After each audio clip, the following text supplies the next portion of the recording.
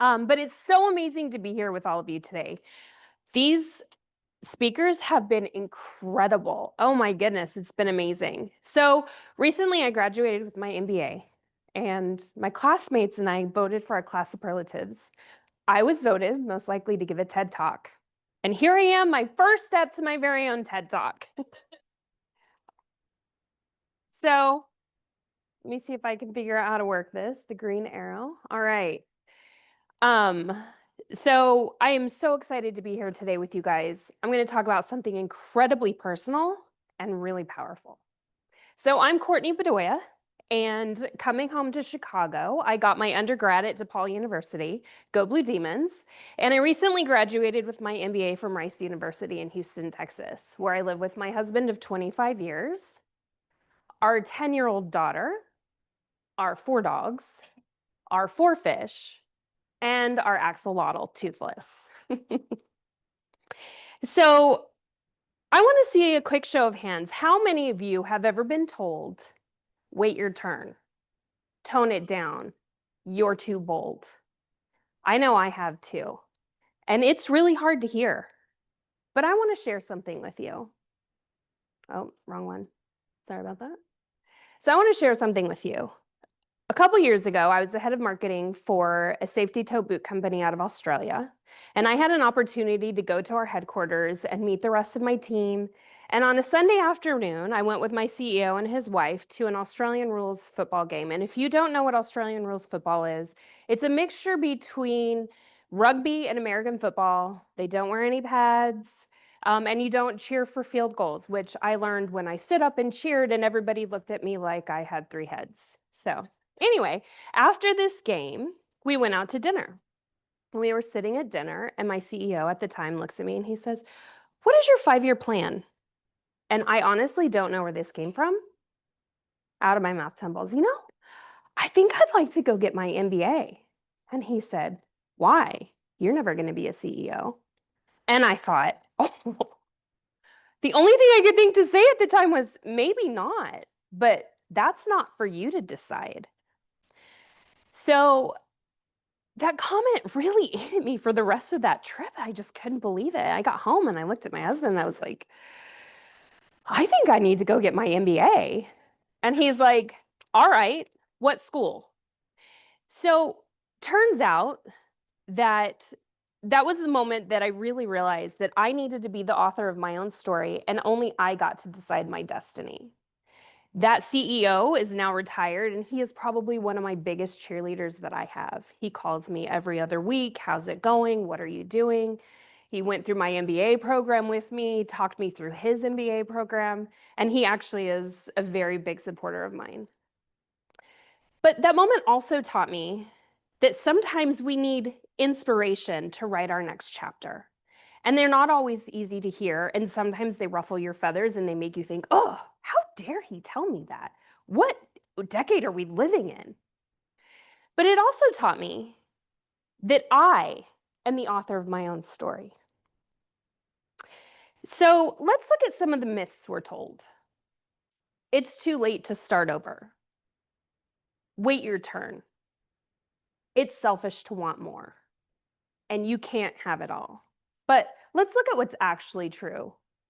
Your experience is your edge, whether that be volunteer work, your job, being a mom, running a household. And your time is now. Your experience is your edge. And it's powerful to grow. If we don't grow, what are we doing? And you get to decide what all is, because what's all to some of you isn't necessarily all to others. So I'd like to share with you some of my pivot points in my life. I like to think of them as chapters, different eras, different things going on in my life. I started as a military wife. I got married very young, and we moved every 3 to 6 years. I thought, oh, I'm going to go be a cosmetologist. I'm going to do hair because everybody in all 50 states need their hair done. So I got my cosmetology license and did hair for about 2 years before we moved to Alaska. I went to get a job and they said, oh no, sorry, you need an Alaska license. I was like, oh, Okay. So I go and I'm like, I need an Alaska license. And they said, oh, yeah, see, we require more hours. So you're going to have to go back to school. And I thought, oh, I don't think so. No, that's not going to happen for me. So my first crossroads, I ended up getting a job as an office manager for a financial planning firm, which ended up leading me into being a financial planner. And if you know me at all, I hate math. And seems like there were a couple other people that said the same thing. But finance, not really my strong suit, but I thought, hey, you know what? This is a challenge. I'm going to try it. Meanwhile, my husband deployed to Iraq for the second time, and he had already been gone for an entire year as a company commander. And it's hard for me to talk about, but I got a phone call in the middle of the night that said, sorry, we're not coming home. We're getting extended for 180 days. So my husband being a company commander, I had to call 352 families and say, sorry, they're not coming home right now. And my life was turned upside down. At 24 years old, I was screamed at, I was yelled at, and I was like, I didn't make that decision. My husband didn't make that decision. But I came to this another crossroads, and I thought, what am I going to do? Am I going to continue on the path of my career, or am I going to stop and I'm going to take care of these families who desperately needed the help at the time? So I chose the families. And over the next couple of months, it was so bizarre. I had to help settle families that had come to greet their soldier from coming home from war. And I had to do interviews and I had to help be the liaison between the military and the families. And I'm really glad I stopped my job because I knew that that's where I was meant to be. So after a couple of months, that kind of calmed down. And it was time for me to get back to work. And this time I was able to work for a national nonprofit that I did marketing and event planning for them all over the state of Alaska. It was so much fun. I got to travel. I got to meet some incredible people. I got to learn how incredibly privileged I was. And then it was time for us to move again. So another crossroads. Luckily, this time I was able to stick with that national nonprofit but we moved to Kansas City. And I had to build a new network. I had to learn about this new event. I had to learn about the different culture there. Um, and then my husband was deploying again, this time to Afghanistan. That's when I came here to Chicago, which is where my mother-in-law lives. And I went to DePaul. I worked on my undergraduate degree and a graduate degree in journalism. And then when my husband came home from Afghanistan, we moved to Hawaii, and that was amazing. But there we go again, another crossroads. And when we went there, I started school getting my master's in communication at University of Hawaii, Manoa, and had landed my dream job. I worked doing marketing and event planning and logistics for the Vans Triple Crown of Surfing, which is the largest surf competition in the world. I got to work on the beach every day. I got to meet people like Kelly Slater and Mick Fanning. I got to help host something called Talk Story, and I got to meet Tony Hawk, the skateboarder, and all these amazing people. And then after 3 years, my husband decided to retire from the Army. And along with retirement came a baby. So we moved back to the continental United States, landed in Houston, and I now had an infant. And that crossroads, I was like, what am I going to do now? I wanted to stop working, but I was afraid of those gaps on my resume. I was afraid of what that was going to do to me and my future career because I knew I wanted to go back to work. But ultimately, we decided staying home. Oh, right. Sorry. So let's go back there. So ultimately, we decided I was going to stay at home with our daughter. I did find ways to fill the gap by taking on like small marketing clients, and I also did a lot of volunteer work. I was the chair of my daughter's preschool gala, and I ran their little holiday shop at her school, and I volunteered at the animal shelter. And I felt like that was a good way for me to kind of keep going with that, work experience so that when I went back to work, I wasn't missing anything. So then, when my daughter did turn 5, she went to school, and I started the job as head of marketing for that safety toe boot company. But don't let the fancy title fool you. It was a 16-hour-a-week job, but it's what I could get at the time because, as I'm sure all of you know, job hunting is a beast. So I took that 16-hour-a-week job and I ran with it. I owned it. I had so much fun. I built it into a full-time position, and I was able to do things like create promotions and create point-of-sale displays. I brokered a deal between my company and the UFC to be one of their partners. One of my favorite things that I was able to do is really advocate for women. When I started, we had 4 pairs of boots for women. 2 of them were black with pink laces. They were horribly ugly. And I was able to grow that line from 4 pairs of boots to 8 pairs of boots. I also increased our sales from 4% to 14%. And we became one of the go-to boots for females in the trades. But one of the most amazing things I was able to do is I went to Washington, D.C., and I wrote an advocacy plan for my company to advocate for the change in the OSHA language, the way it read for construction companies to provide PPE. It had originally read that companies needed to provide PPE for their employees. And through our advocacy and the advocacy of many other people probably sitting in this room, that language was changed from proper fitting or from PPE to proper fitting PPE. So now construction companies, starting as of January of this year, needed to provide women with PPE that fit them, whether they were pregnant or they were breastfeeding, they had small feet, they had large feet. They got PPE that was made for them. So then, of course, the CEO tells me I'm never going to be a CEO, and I went to school. I became an MBA student at Rice University, and that was probably one of the most transformational things I have ever experienced. And it was beyond just my finance classes, which took 8 hours of tutoring every week for that class just to pass it. It was beyond the accounting class and the managerial accounting. It taught me my capabilities. It really helped me feel as though I belonged in the room I was in.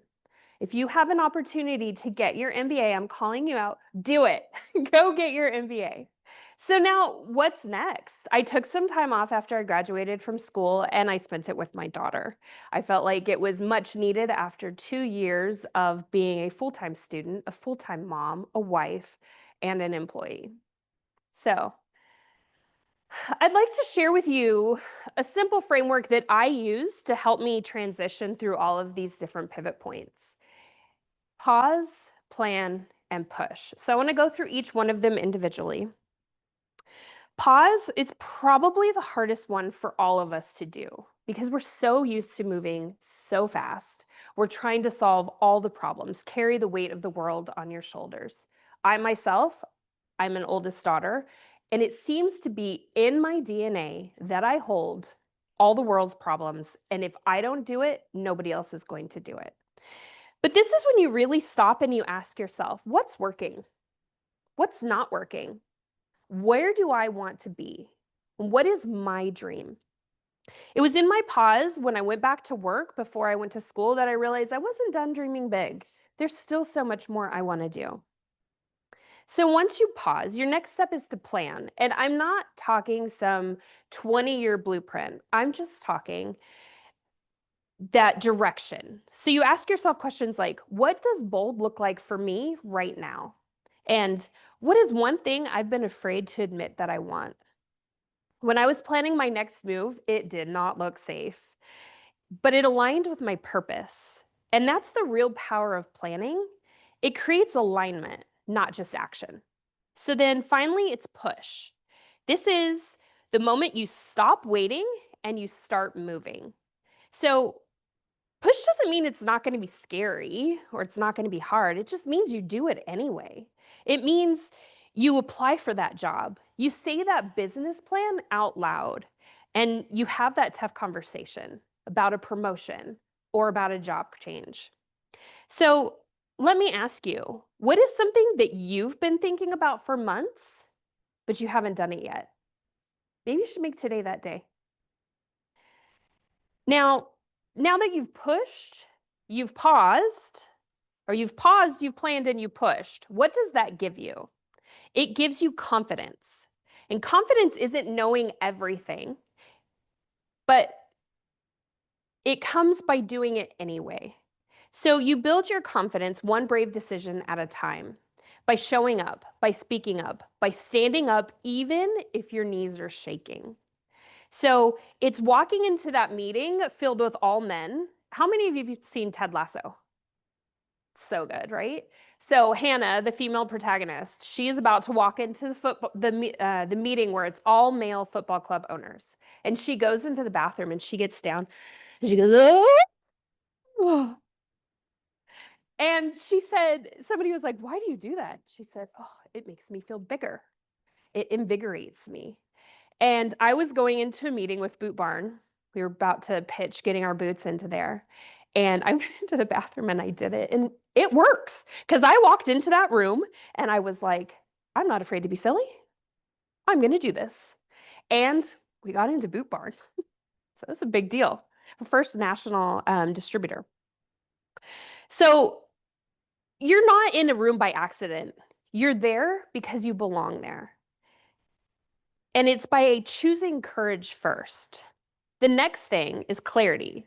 Clarity happens when you strip away all that noise and you strip away what other people think, what the world expects. And you ask yourselves like, what do I really want?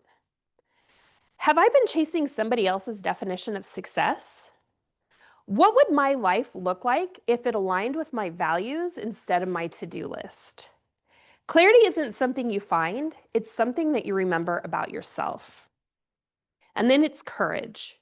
Courage is not the absence of fear. It's walking with fear by your side. Because remember, fear gives you an opportunity to be brave. So it's that decision to leave your job without having anything lined up because you know inside you that that's not where you belong. It's that moment that you publicly say, I want more. Courage sounds like this. I may not feel ready, but I'm going to do it anyway. So confidence grows when you act. Clarity comes when you listen to yourself. And courage shows up when you do. And guess what? You already have all three of those things. You just need to use them. So here's the beautiful part. When you choose your path, when you listen to your power, other women see it and they believe that they can do it too. So maybe it's your daughter watching, or maybe it's your colleagues observing you, or your team listening to you. But I know that but sometimes in our lives, we get so bogged down, we feel like we can't rise. We feel like we're stuck. I know that when I get into that situation, I look to my family, I look to my friends, my husband, my daughter, and they help block out that noise. They help make sense of the comments that are being said. But I also recognize that not all of us have that. Not all of us have that built-in network. But here's the best part.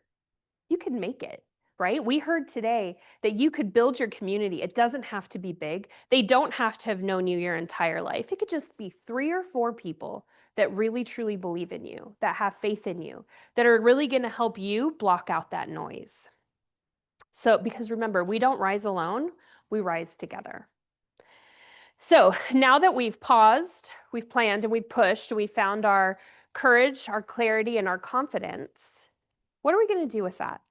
So I would like all of you to write this down. If you had to come up with a license plate for your dream car in 7 characters, what would it be? How would you boil all of this down into that?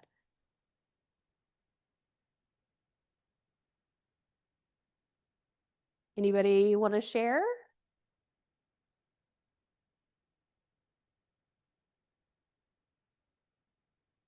Nobody? Well, I asked my daughter what hers would be, and this is what she gave me. She said, I am Coco. We call her Coconut because she was born in Hawaii. And I loved that this was her answer because it shows the confidence that she has, that she is like, I am Coconut. I think mine would be I decide because it's a good reminder that I am the one who gets to decide my destiny, no one else. So I want to share something bold that I'm going to do. Today in front of all of you, I am launching my very own marketing firm. We are going to be female focused. We are going to help grow women-owned businesses. And this has been a huge step for me because I never thought I wanted my own business. I never looked at myself like I'm an entrepreneur. Definitely not. I wanted to work for somebody else, but I had an amazing mentor that said, "Why are you doing this for other people when you could be doing it for yourself?" And I fought it.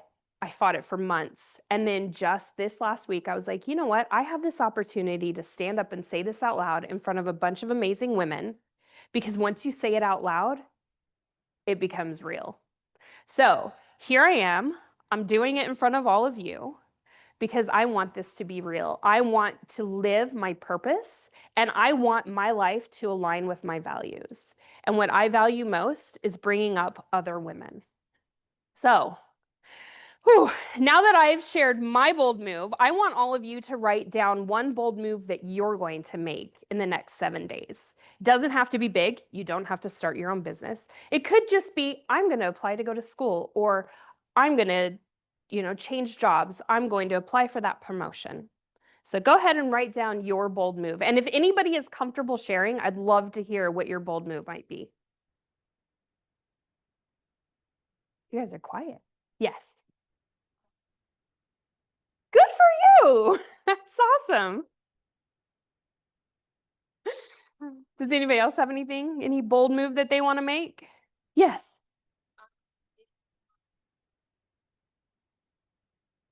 That's amazing. Good for you. That's awesome. Congratulations. Wonderful. Okay, so now I want us all to take a deep breath, and I want to do some affirmations with you. I want us all to say together that I am the author of my own story. Okay, are you guys ready? I am the author of my own story. I have the power to change. I have the power to change. You guys are kind of quiet.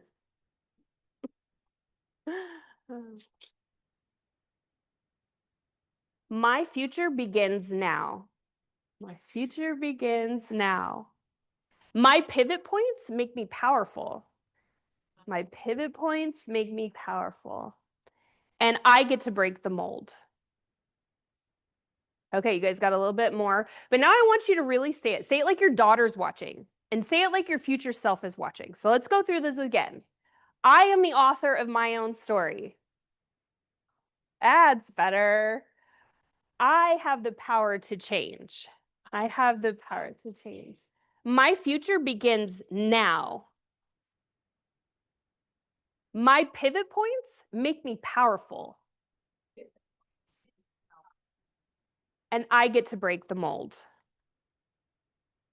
All right. That's awesome. Thank you guys for getting a little. So, there were so many times where I didn't feel like I was ready. But these words, I really held on to them like my armor. And look around. We're not alone in this room. We're all rewriting our narrative together. We're applying for Social Security. We're starting that new course. And that's really powerful. So you don't need permission to be extraordinary. And you don't need permission to become who you're meant to be.